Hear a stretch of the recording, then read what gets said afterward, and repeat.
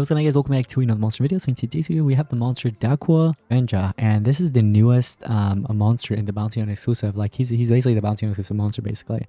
So you can actually obtain it through the portal and use this monster in the bounty hunt to go ahead and win yourself all those battles, you know what I mean, and kind of defeat the fugitive a lot quicker than usual. Today I'm gonna go ahead and of course review this monster from level 1 to 150 rank 5 for you guys. You guys will see basically the best skills, the best rune setup, and everything you need to know about this monster. So I hope you guys are excited. If you are, make sure to smash the like button, subscribe. Anyways, let's go and get started.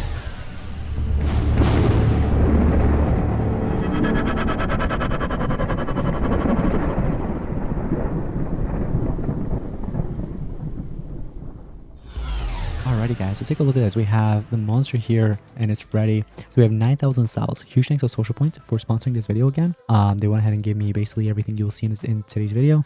It is sponsored by them. Also there's going to be a QR code on the screen. You guys can go ahead and scan that QR code.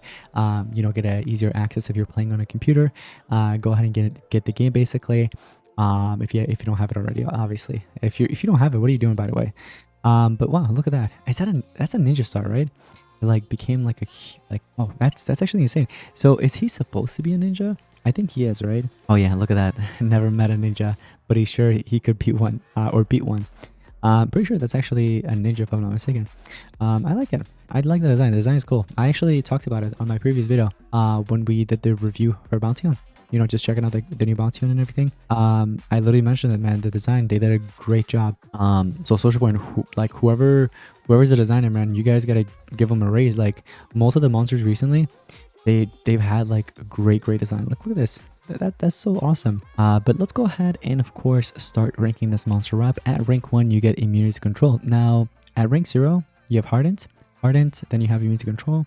That fugitive season hater or fugitive hater season 5 is going to be at rank 0 straight away. So you don't really have to necessarily like to get this monster ranked up because you're going to have it at rank 0 anyways. Talking about that hater, but take a look at this.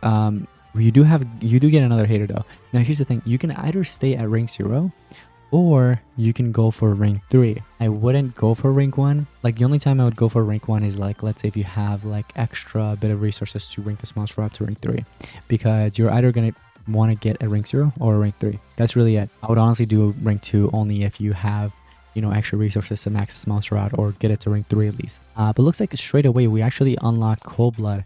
Now this monster does have Cold Blood, which I saw in the little description on my previous video. So it's definitely cool that he has access to Cold Blood. I really wish it was a trait though. The trait that would have been so much better. But we're gonna slowly go ahead and max this monster out. There it is, 150. Take a look at the stats. We get 60,112. That's crazy.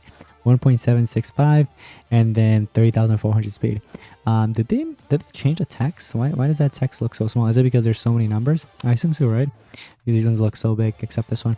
But anyways, so let's take a look at the skills. The skills are very important, right? We have insane war damage. Oh, that's awesome. Okay, so at least they made it up to where the monster at least gains Cold Blood and then deals the damage. It's not like there's a skill that needs to be wasted, like applies Cold Blood, then you have to wait for next turn, and then you'll be able to use one of your skills, then you'll have access to Cold Blood. But this one gains you, like literally gives you Cold Blood straight away. So they're like literally handing it to you, which is really good. So I don't really mind it if it's not a trait, to be honest. This is acceptable. Then you have Gravedigger Hater with triple damage.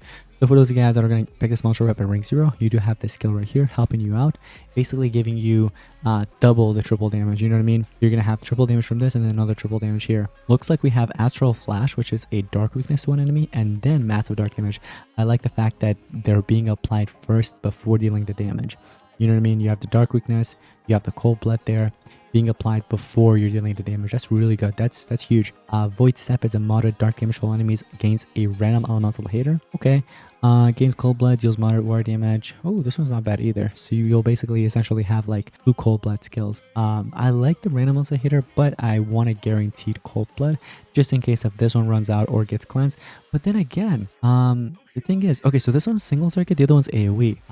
But it really comes down to you because Cold Blood usually lasts 3 turns. So there's a 1 turn cooldown, so you can literally apply it again. You know what I mean? Within a turn. So it really is up to you, but then you're going to be forced to use your single target skill.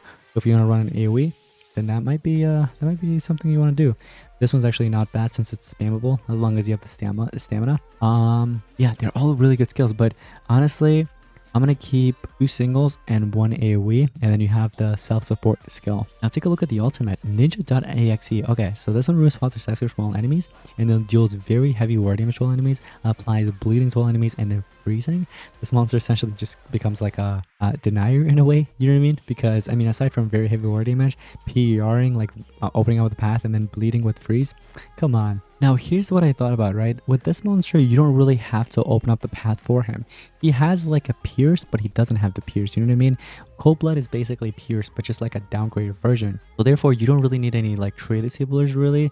What I would probably pair it up with would be Honen, but then that kind of defeats the purpose of running this skill, because with Honen, you can literally get almost any damage boost that you need.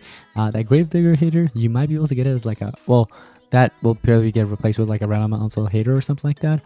So what I would suggest is maybe running this skill over this, so then you have 2 single targets and 2 AoE. So I might actually do something like this, but for bounty hunt, definitely carry the other skill for sure. Also, you might be wondering what runes to give.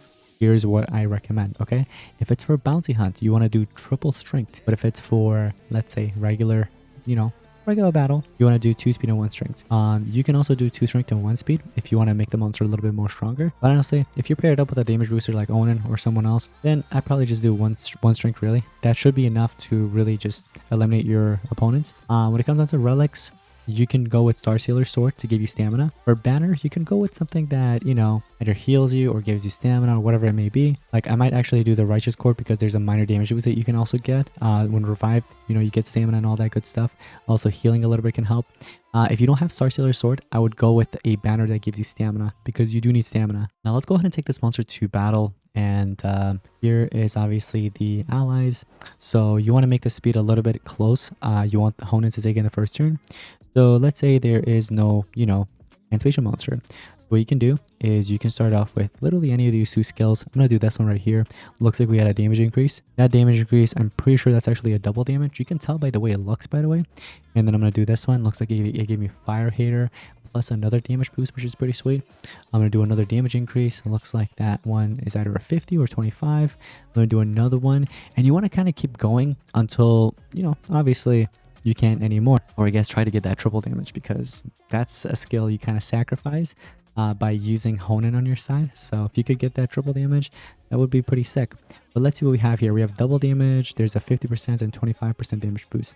There's an evil mark, but let me just go ahead and charge up. I feel like that's too much. We don't need all that. Now you see how there's a taunt or megaton monster? You can actually kind of bypass that by using those cold blood skill right here. And look at that, 71 million damage. We went ahead and eliminated the other monster there. Now here's a little comparison to that. So if I were to, let's say, use this skill and try to attack Tideborn, it's going to go towards a megaton, because obviously we don't have cold blood. But this monster has cold blood. Also, I just got drained so much stamina. So when that happens, that's why you want to run a relic on your side that will regenerate your stamina. You know what I mean? Because it's very important to regenerate your stamina. Look at that, Starsealer's Sword just kicked in, and now I do have cold blood. I have cold blood, right? So I can basically attack whoever I want. I'm gonna do my AoE skill. I really want to use my AoE skill. But the thing is, if I use my AoE skill, I wonder if it's gonna damage everybody. I think it is. It should. Yeah, okay. So it did eliminate everybody. That's cool. Now we dealt 71 mil without with all those damage boosts. Now without damage boosts, there's Gravedigger Hater. Looks like we're not able to deal too much. I would recommend, yeah, definitely. You definitely want to run, obviously, some damage boost there, because without it, look at that. We barely was able to deal any damage. Obviously, if you have your, you know, triple damage skill that you can equip and kind of like use for 1 turn, then I highly recommend. But other than that, you definitely need like a damage booster like this. Take a look at this. So we got, oh, is that triple damage? Oh, look at that. That's a beauty right there. You know what I mean? Gain triple damage straight away. Let's see what we have. So we have triple damage. We have a regular damage boost. That's enough, honestly. Like, I seriously don't need to do much more. Let me go ahead and attack this monster. 500k damage. Wow, that's a lot. And then this monster gets a turn here, and we have all those damage boosts, plus we have cold blood, so we can really attack whoever we want with this skill. And this skill, we're actually able to eliminate the tank. And then, oh, that monster didn't get any damage at all. Oh, because it's an AoE skill. That makes sense. Now, we can go ahead and give in some more damage boost, obviously, to this monster. Just because why not? You know what I mean? It definitely helps it a little bit when we do kind of given some of those damage boosts. Now, cold blood does not go through evasion. That's one thing. You gotta make sure that you don't do that. Looks like we just got a water hater, but the water monster got eliminated. So it's kind of pointless. That's the thing with the random monster hater. It can be something that's really beneficial, but then also it can be something that really sucks. Man, this monster has freaking evasion. I can't do anything against it. But finally his evasion's gone. So my tank, he's not gonna take any damage or too much damage because he has obviously torture resistance. There's healing as well. But we can do this one. Applies dark weakness, massive. Oh, look at that. So like I said, dark weakness first and then deal the damage against a dark monster like that. It showed that it was going to be weak, but it wasn't really weak. You know what I mean? It's kind of like Raps and Cena's skill against Gardenian. It shows that it's barely going to deal any damage, but then, you know, it applies some kind of hater, I think, and then just completely destroys the monster. But anyways, guys, that's gonna wrap it up for today's monster video. I hope you guys enjoyed. If you did, make sure you smash the like button, subscribe. Let me know your thoughts and opinions on this monster, by the way. That's gonna be pretty much it. You can grab this monster through the portal, like I said, in Monster Legends. So hit the link in the description down below.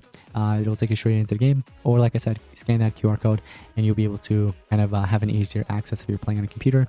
But that's gonna be pretty much it. Thank you all so much for watching. I'll see you next one. Peace out.